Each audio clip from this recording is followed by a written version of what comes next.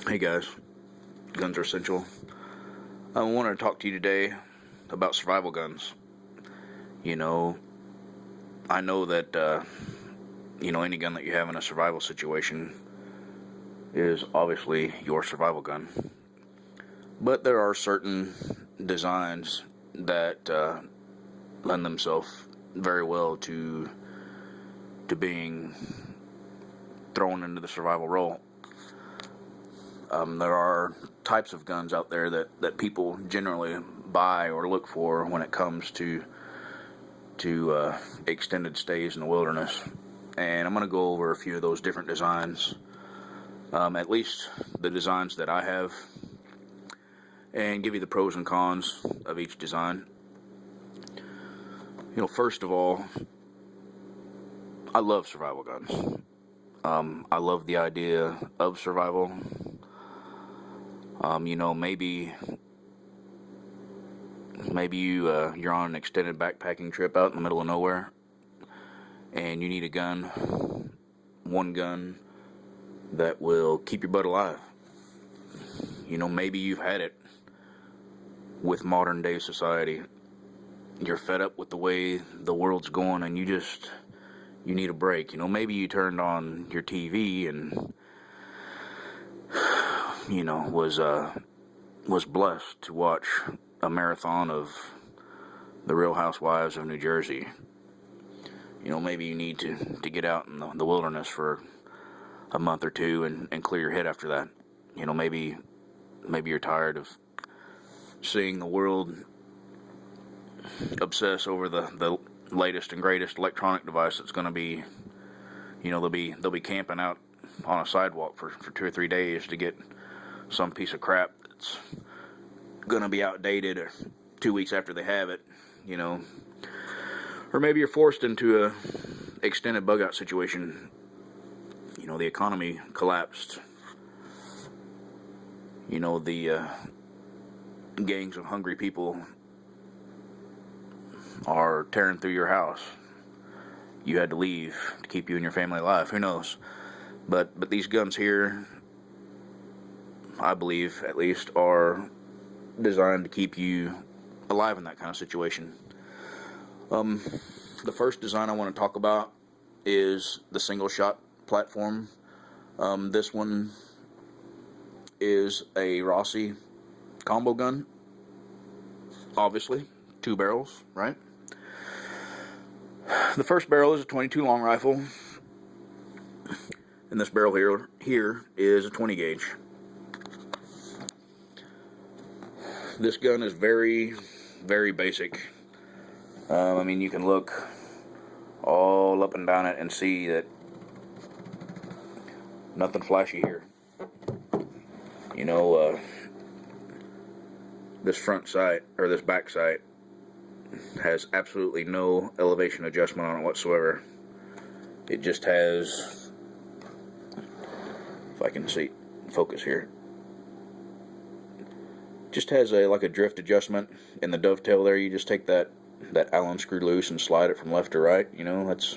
That's about all you get with this gun. And it is drilled and tapped for a scope mount, which I probably will put a fixed 4-power on this thing of some sort of decent quality.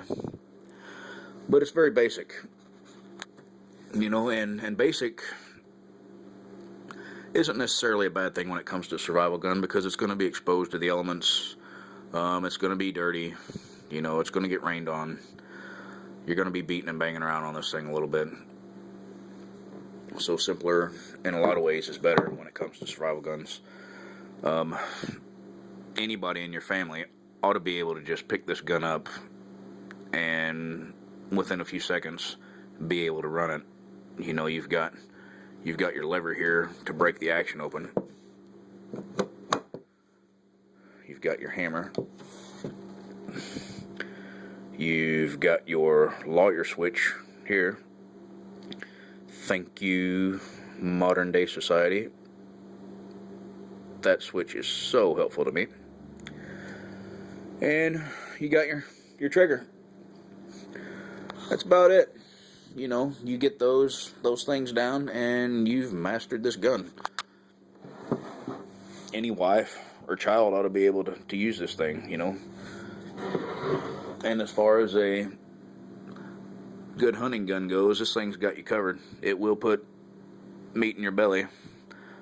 Small game, medium-sized game, even some large game with the right amount of ammunition.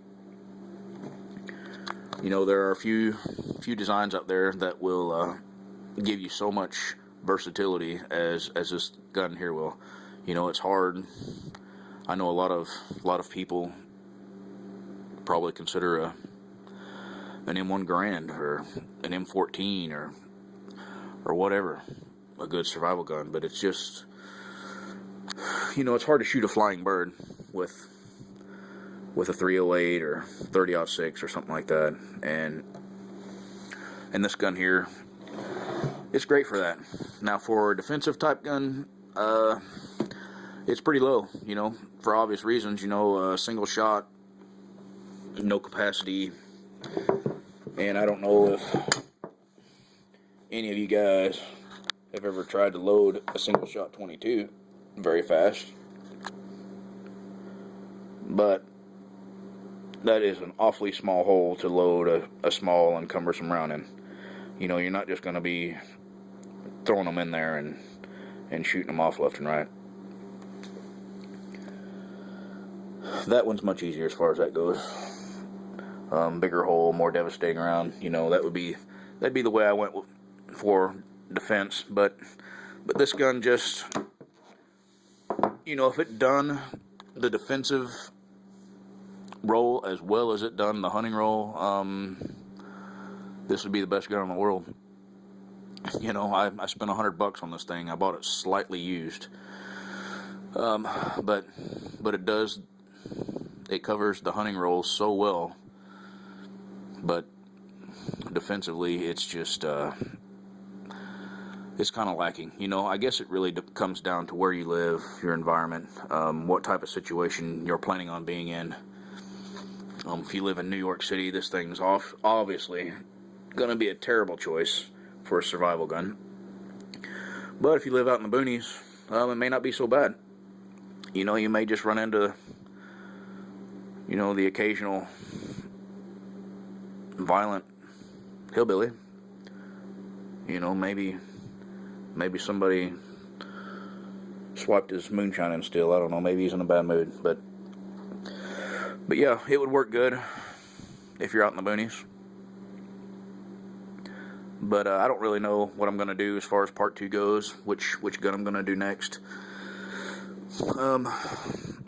But it's not going to be as versatile of a hunter as this one here is. This is probably about as flexible as you can get when it comes to hunting. But let me know what you guys think. Let me know, give me some ideas on what you think would be the perfect survival gun. You know, what are you guys running? What did you designate as your one gun go-to survival gun?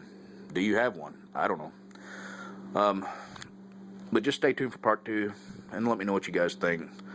Please leave me a comment, give me a rating, hopefully a positive one, and feel free to subscribe.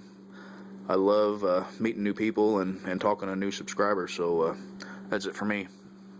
See you guys.